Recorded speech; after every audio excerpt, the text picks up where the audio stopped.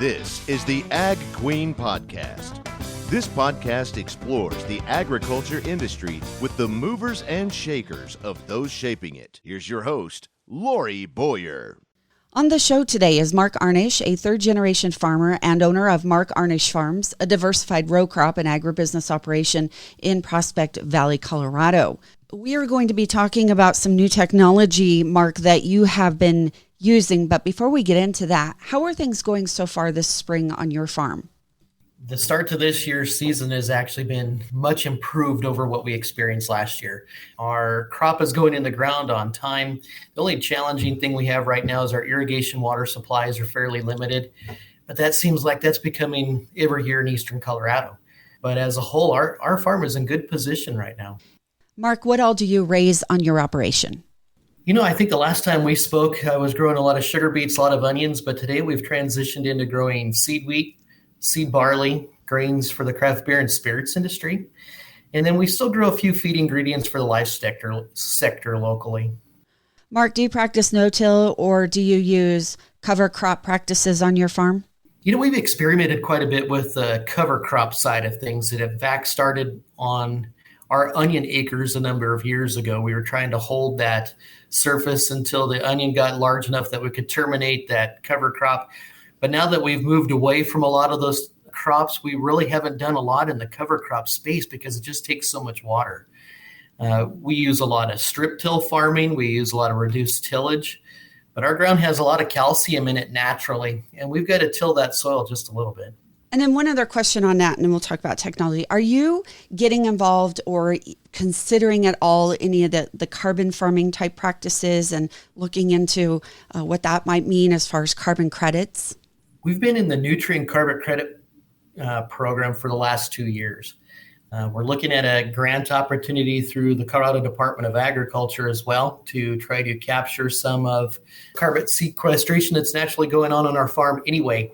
Unless that management practice makes a lot of sense, we're not going to necessarily adopt it to receive funds, but we're taking care of soil health, and that's our number one objective. All right. When you say soil health, what are you doing to foster that? What are you doing to maintain that and promote that? You know, our soils are alive, and we try to do everything we can to keep the mycorrhiza fungi continuing to grow in the soil. We try to use a number of rotational crops. We reduce our tillage, of course. We try to use probiotics in the soil that help promote that growth. And we found that there's some really good products on the market today. There's some that aren't so good. And trying to sift through the data, trying to sift through the results has really been our biggest challenge so far. But when we get it right, and we've had a chance to get it right a number of times, it certainly rewards the grower. Marc, exactly how does it reward the grower? Well, it's not just crop yields, it's organic matter, it's soil tilth, it's the way that we don't have so many of our nutrients tied up in the soil. We use a lot of manure and effluent out of one of the local dairies here, and if we've found a lot of drag-through effects that have really benefited us through that application. You can certainly get that application wrong, but through time and through experience and through talking to the right people, we've had really good luck here recently. The reason I wanted to talk to you today is that you are using this program, and I tried to do a little research, so I'm looking forward to talking to you about this. It's called ChatGPT. What is this? ChatGPT is a new AI platform that just came to, and when I say AI, I mean artificial intelligence platform that just came into the marketplace here in the last, I'd say, 6 or 8 months. In fact, I didn't know anything about it until our German foreign exchange student that lived with us here about 8 or 10 years ago introduced it to me.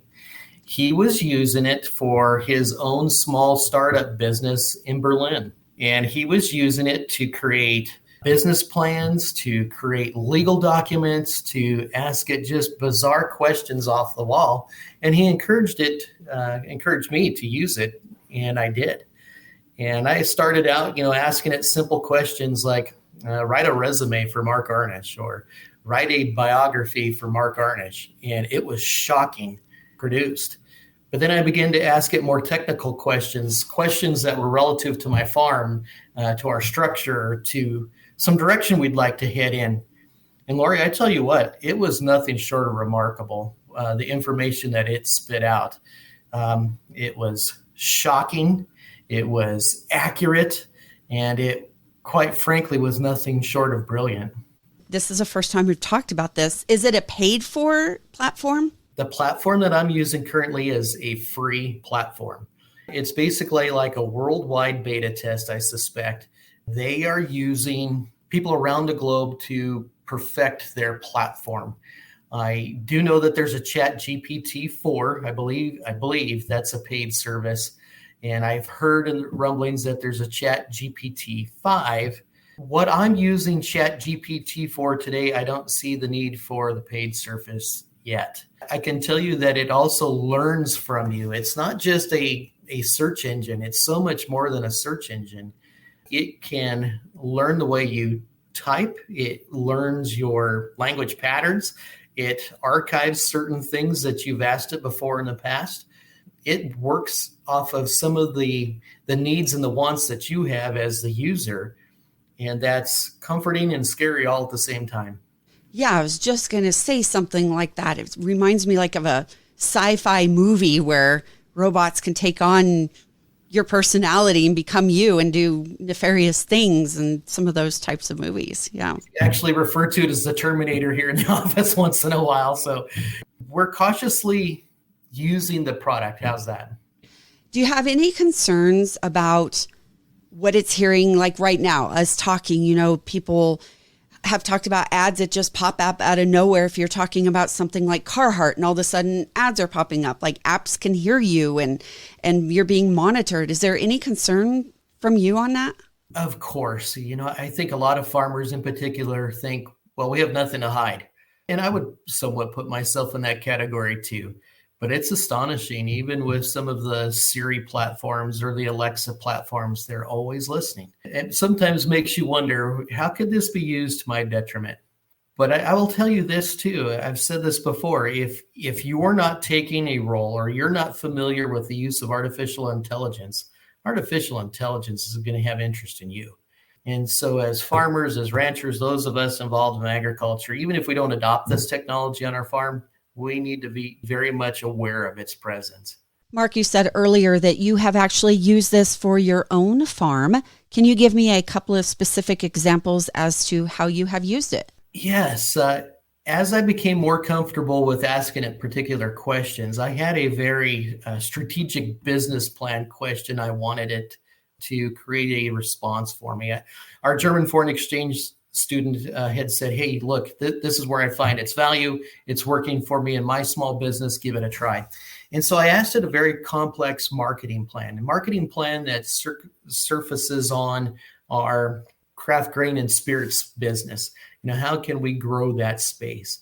And the direction and the things that it asked me to consider and talked about my process in order has been fantastic.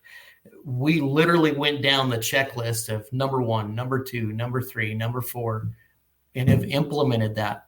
And thus far, the results are very measurable. I want to ask you this too. This sounds very familiar to an article I just read about Snapchat and about AI there and people using a tool very similar to this. And there's a lot of safety concerns on a person on the other end that could actually come and hurt you or stalk you or take your bank account, things like that. Is that a possibility here? I suspect that it might be. I haven't really put myself in a position to, be hacked or be swindled on the other side of these questions.